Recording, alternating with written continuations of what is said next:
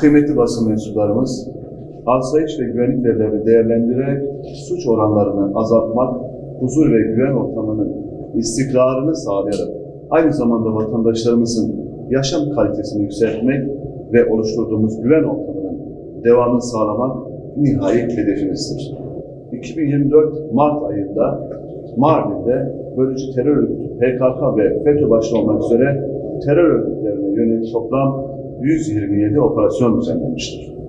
Bu operasyonlar sonucunda gözaltına alınan 9 kişiden 10 kişiden 9'u tutuklanmıştır. İlimiz genelinde yapılan terör, asayiş, organize suçlar ile huzur ve güven uygulamalarında 5 uzun namlulu silah, 11 ruhsatsız av tüfeği, 101 ruhsatsız tabanca ve 2350 muhtelif mühimmat ele geçirilmiştir. Bundan sonraki süreçte de Mardin'in daha huzurlu, daha güvenli bir yer olabilmesi için gayretli çalışmalarımızı hız kesmeden devam ettireceğiz.